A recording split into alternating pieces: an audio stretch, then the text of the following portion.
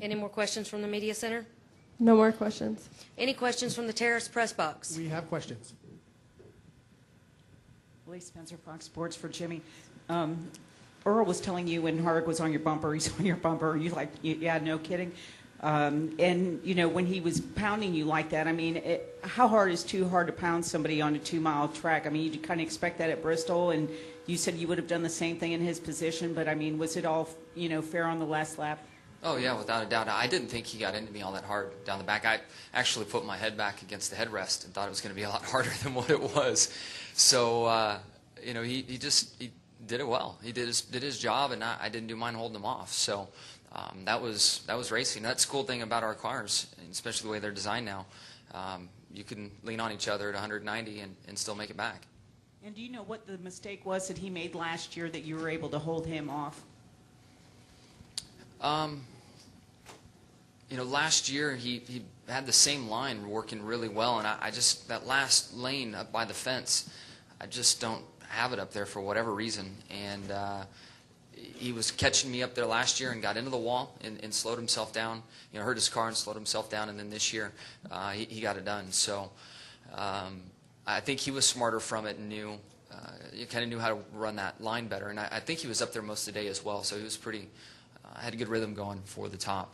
I just didn't have much luck up there. I was already a lane higher than I normally run, coming to the checkered, trying to protect the top some. And I thought I closed off the outside, but he still found a way to get up a lane higher. Jorge Mendaca, FoxSports.com. Kyle, obviously more engine issues today for Joe Gibbs Racing. Were you worried at all once you saw what happened with Denny? And can you talk a little bit about your thoughts about what's going on over there? You know, when Denny had his problems, I wasn't sure what it was. I never really got a full communication of what happened, so I wasn't too worried. If something happens, it happens. If it doesn't, it doesn't. So you just kind of play it like that, and really that's all there is to it. So it's unfortunate. Obviously, it's a big blow, I'm sure, to the organization on what we're doing and with the engine shop and everything. But you know, it's not that you'll find something and maybe get it fixed in a week, but we certainly wish we would have been able to get it done by now. And I know Mark's doing the best he can. The Toyota guys at TRD, they're helping us a little bit and trying to figure out what's going on. So, you know, mine made it fine today. Joey's made it fine, I think, today, as far as I know, right? So, right, they changed engine, but they made it all day today. So, you know, you can start in the back and make your way through sometimes. So, we'll work on it. That's all I can say. I really don't know what happened. Question for Kyle Busch, Wolfgang Monser from Germany, Rennsport Press Agency. Kyle, just additional question, what you answered already with the engine situation. Just to be on the safe side, will your team also look now in your engine just to make sure everything is fine for the next race? Well, our engines always go back to the shop and get torn down and get looked at, so mine will too, and we'll see how mine looked after today's race, but I never had any issues, so I imagine everything on mine will look okay, and I never heard a pitch change. I never heard anything different than crisp, you know, all day, so I don't imagine anything's wrong with mine. Yeah, David Newton from ESPN.com. Can both of you comment, did the shorter race make any difference in strategy, how things played out there? It seemed like a 500-mile race to me today. I don't know about you. No. I wish it was a 300-mile race, to be honest with you. But, no, I mean. It was 399. Yeah, right. It was, I didn't notice any difference, to be honest with you. I felt like, you know, an extra 50 laps wouldn't have changed a whole lot. It would have definitely changed that pit strategy right there at the end, obviously. We all would have came down and gotten tires rather than staying out because there was only a few laps to go. There would have been about 40 to go. We all would have been short on gas anyway, so there would have been another pit stop after that pit stop. So I think the length was fine. Jimmie, this is for you, Chris Davis, East County Radio out in San Diego. Any particular reason why you chose a lower line going into that final corner?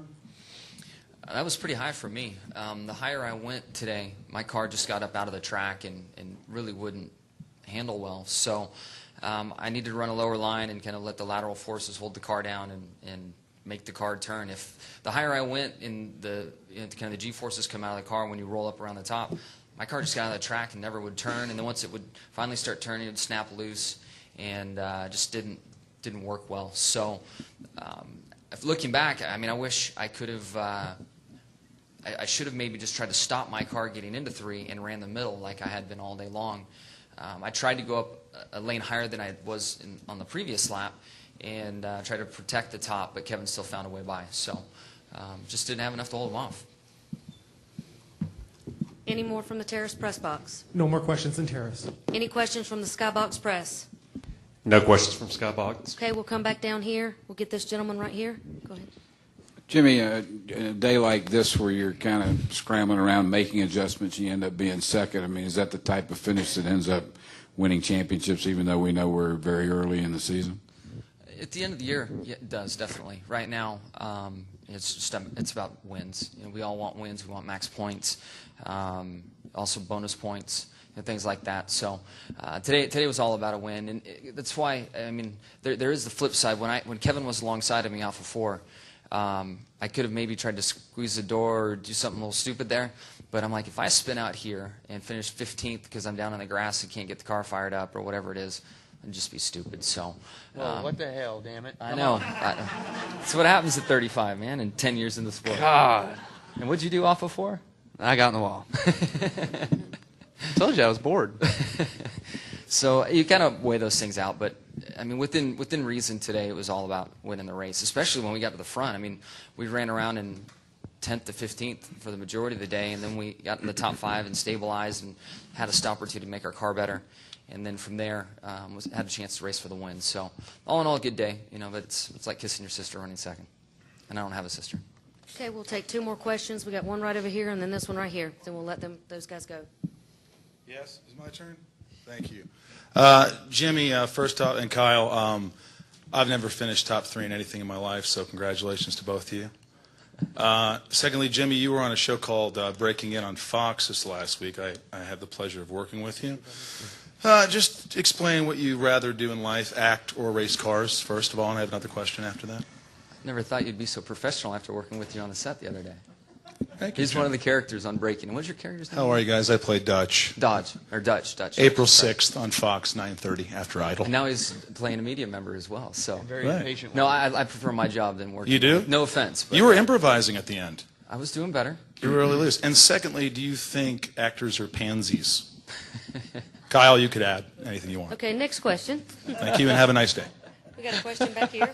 This is our last question.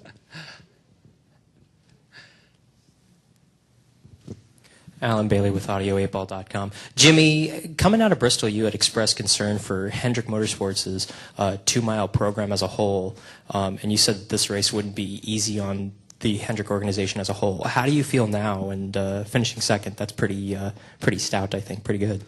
Yeah, we're getting there. I mean, my teammates, I'm not sure where they finished, but I don't think I ran with them most of the day in the teens, so we still have work to do as a group. At Vegas, we started really bad and improved the car during the race. Today, we started fair and made the car better. So we're going the right way, and we're finishing the weekends probably where we should start when we get here. So we're getting there, and it's just going to take a little while to get that stuff sorted out. I'm excited about our short track stuff. You know, we've been running well there, and hopefully we'll get this big track stuff under control. Okay, guys, if you don't mind holding on one more minute, they just said we got one more question from the media center. One more question. Go ahead. This is for both Kyle and Jimmy. Louis Brewster with the Daily Bulletin. What did you 2 guys think about the crowd today? Not bad. They took some banners away in turn 1, so they needed room for something. Actually, I thought it looked okay. I mean, we always want a full grandstand, but you know, one track. I think after a couple years, and especially if we come back and the weather's like it's supposed to be, we'll probably have a better showing. But I thought today was decent for sure. If the race was Wednesday, it would have been really good. Yeah, it's supposed to be 80, right? It's supposed to be nice. So that probably scared off a few of them. But judging the crowd off of previous California events, I thought it was really good today. Thank you, guys, very much. Congratulations, and we'll see you next week in Martinsville.